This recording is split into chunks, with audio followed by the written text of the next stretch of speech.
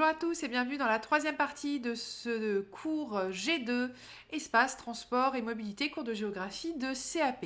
Donc on s'était arrêté sur cette carte dans la deuxième partie. Nous allons donc voir la troisième partie qui correspond aux échanges toujours plus connectés. Donc ici, c'est le grand 2 dans votre cours.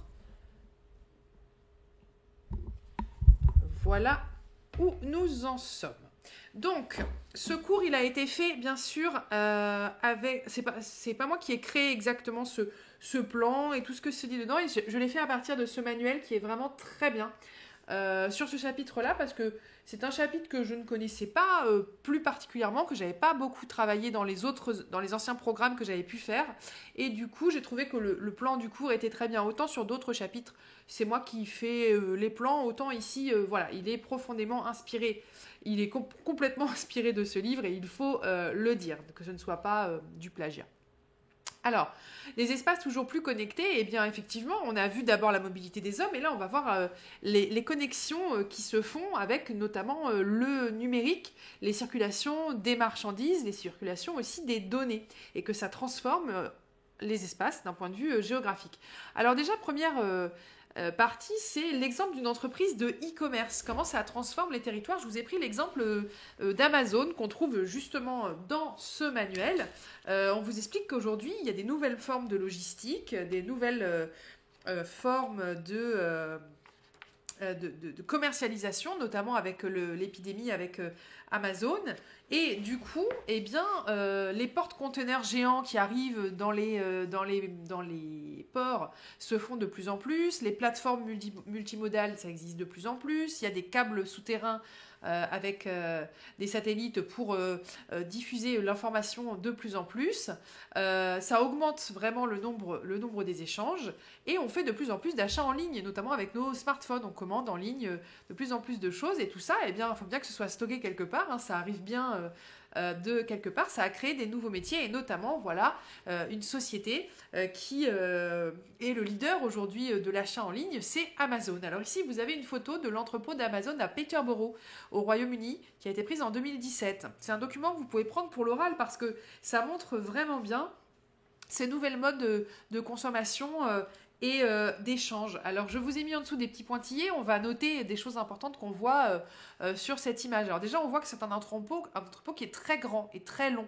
Donc vous pouvez noter ça, il est très grand, il est très long parce que eh bien, on stocke différents types de choses et c'est ça toute la force d'Amazon, c'est qu'en fait vous pouvez commander des livres, des vêtements, de la nourriture, des meubles. Je crois qu'il y a presque tout sur Amazon, c'est assez incroyable. Donc voilà, il faut bien pouvoir stocker toutes ces choses. On voit que les ouvriers travaillent avec du numérique, hein, ils scannent des produits et puis on voit ici que c'est automatisé. Si je montre avec mon doigt et pas avec la flèche, vous n'allez rien voir. Ici, on voit les personnes qui scannent. Et là, on voit l'automatisation avec des tapis roulants qui arrivent, qui amènent ici les colis avec des machines, justement, qui vont chercher les colis. Ensuite, on standardise tout. Hein. On met tout sur les palettes et puis on envoie ça. On voit qu'il y a différents types de colis, hein, donc vraiment des petits colis, des gros colis, voilà, qui montrent qu'il y a une nature très variée des marchandises qu'on peut trouver sur Amazon. Et puis les camions, ils sont là. Vous voyez, ça c'est les quais de chargement. Donc là, vous avez tous les camions, touc, et hop, ça part directement. Et c'est ça aussi, la logistique, c'est d'essayer d'aller le plus vite possible, qu'il y ait le moins de chemin possible entre le carton, le camion, pour que ça arrive jusqu'à vous. Donc on voit ici comme mode de transport les transpalettes, on voit les tapis roulants et puis on voit les camions ensuite qui sont là derrière les portes et on voit le numérique puisque les colis sont scannés. Et c'est ici toute la politique d'Amazon d'aller très très vite et d'être efficace et rapide. Donc voilà par exemple pour le e-commerce, eh bien on crée des grands entrepôts comme ça sur ces territoires. Donc ici c'est en Angleterre, mais par exemple j'ai lu récemment qu'il y allait avoir un grand entrepôt comme ça qui allait être construit en Seine-Maritime à côté de Rouen. Et ben oui, il faut construire ces grandes zones de stockage et de logistique pour ensuite que votre jeu vidéo arrive jusque chez vous. Petit b, l'essor des circulations des données numériques. Alors, l'essor des circulations des données numériques, j'ai mis un schéma et je m'en excuse, ce schéma n'est pas dans le cours et n'est pas non plus dans mon PowerPoint. Alors je vais vous le montrer là. J'espère que vous allez pouvoir le recopier en mettant pause. Et je vais modifier ça tout de suite après. Alors, je vous le montre. Là, attendez, on n'y voit rien du tout sur mon truc. Voilà le schéma. Toc. Toc. Voilà. Je vais essayer de le mettre sur ma page Instagram, comme ça vous l'aurez en clair. Donc voilà, c'était juste dans cette partie du cours aux élèves, je leur fais refaire ce schéma en fait. C'est juste que je rajoute des images. Vous savez que j'aime beaucoup les mind maps, que je suis persuadée que c'est une très bonne technique de mémorisation, d'apprendre par le dessin, par le visuel. Donc juste, je vais rajouter des images pour chaque chose. Les acteurs, je vais mettre Brad Pitt, les modes de transport, on va dessiner des câbles sous-marins, des avions cargo, des appareils numériques, donc des petits ordinateurs, des centres de logistique, enfin voilà, on va dessiner tout ça. Donc voilà, ici c'est refaire ce schéma, c'est ce que vous devez faire dans ce cours sur cette place-là. Grand 3, la maritimisation du monde. Alors, la maritimisation du monde, c'est l'idée qu'aujourd'hui, ce que vous achetez, ce que vous consommez, ce qui arrive chez vous, ça passe par les mers. En grande partie, c'est produit dans d'autres pays et ça passe par les mers. Donc aujourd'hui, les océans et les mers, c'est par là que transitent énormément de marchandises, de données et aussi les hommes. Comment est-ce que ça s'organise à l'échelle de la planète? On va regarder. Donc déjà, l'essor des échanges maritimes. C'est devenu un espace central, la mer. Il y a énormément de marchandises. On estime que 80% des échanges mondiaux de marchandises passent par la mer. Le reste, ça peut passer par le train, par l'avion, mais 80% ça passe par la mer. Ça, c'est vraiment la chose importante à retenir. Alors, on a les grands ports. Hein. Vous devez connaître les grands ports mondiaux.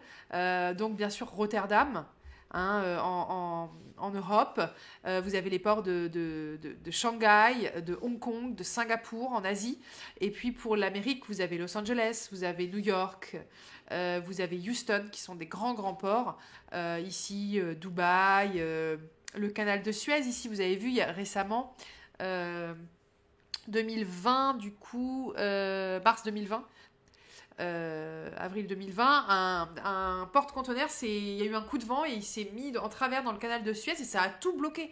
Et ça a eu des conséquences très graves économiquement parlant parce que c'est par là que passent énormément de bateaux et de marchandises et ça a été bloqué pendant plusieurs jours. Il a fallu essayer de creuser un peu le canal pour essayer de le remettre correctement. Donc voilà. Et donc vous avez un atelier à faire sur cette carte. Donc je n'en dis pas plus ici dans ce cours. Vous ferez l'atelier et vous apprendrez par vous-même, il y a que ça de vrai. Petit B, les grands ports, justement, au cœur des échanges. Donc, les grands échanges, bien sûr, se font avec ces grands ports qu'on appelle souvent des ZIP, des zones industrielles-portuaires, c'est-à-dire que sur le port, il y a le port et les industries tout de suite sur le port. Comme ça permet, quand on a, je ne sais pas moi, des produits chimiques qui arrivent, tout de suite de les mettre dans l'industrie et de les transformer, ou des métaux pour faire de la métallurgie, etc. etc. Donc, les données numériques sont aussi très importantes dans les ports, avec ce qu'on appelle des data centers, des centres de données en fait. Hein.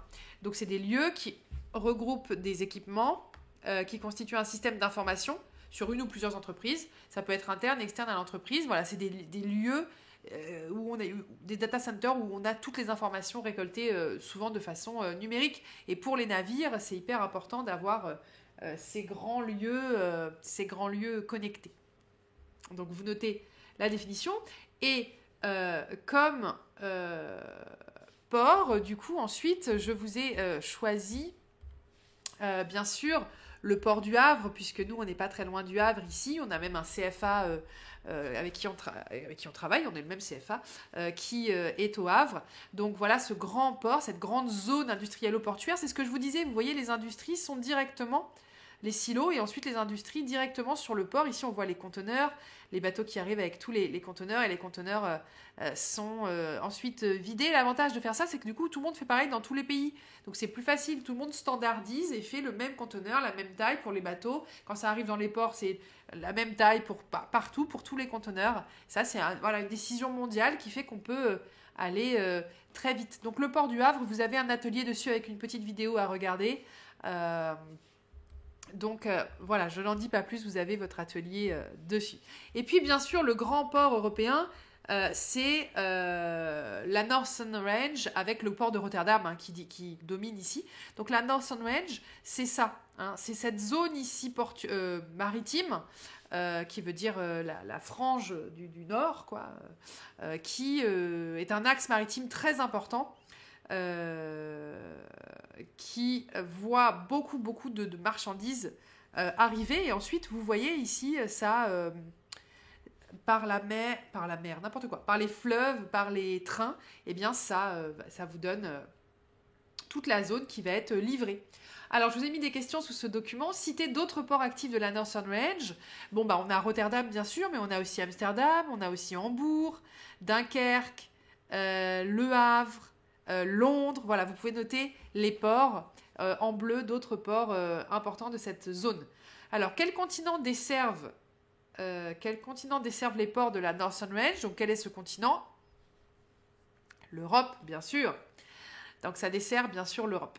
Quels sont les autres transports utilisés ensuite pour acheminer les marchandises? Eh bien, on le voit ici, les autoroutes, les trains, donc les voies ferrées, et aussi les voies navigables, c'est-à-dire les fleuves. Ouais. Les fleuves. Et puis, vous avez les oléoducs. Alors, les oléoducs, c'est très particulier parce que c'est vraiment juste pour acheminer le pétrole, les produits pétroliers. Voilà, donc c'est juste pour cette marchandise-là. Donc, voilà, vous pouvez parler de cette Northern Range si vous parlez du port du Havre. Donc, conclusion sur ce chapitre, eh bien, nous avons donc vu que les mobilités sont de plus en plus accrues. Hein, il y en a de plus en plus, elles augmentent de plus en plus depuis des décennies parce que les transports sont plus faciles à prendre, parce que il y a des technologies qui font qu'on a Internet et que ça va beaucoup plus vite, parce que les transports sont moins chers.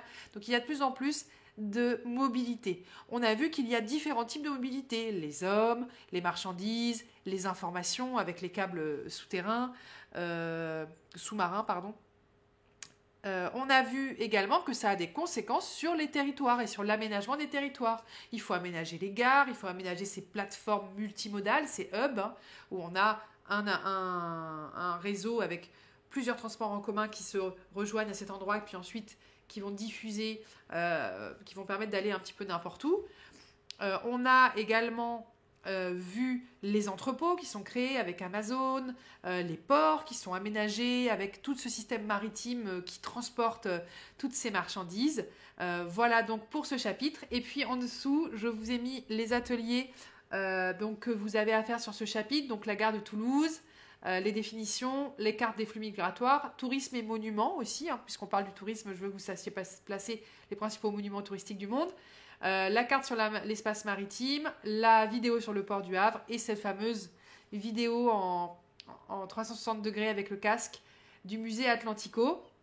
Et donc les documents que vous pouvez choisir pour l'oral sont la gare de Toulouse, la carte sur les migrations internationales, la carte sur le tourisme que nous avons vue, la photo d'Amazon que nous avons vue et franchir le Rubicon, donc cette fameuse sculpture qui est dans l'eau. Ça, c'est ceux sur lesquels j'ai fait des vidéos, mais bien sûr, vous pouvez prendre d'autres documents, comme ce document sur la Northern Range, qui est très bien et que je prendrai certainement dans les futures années. Je ferai des vidéos dessus. Voilà, je vous souhaite bon courage pour la préparation de votre examen. Ciao!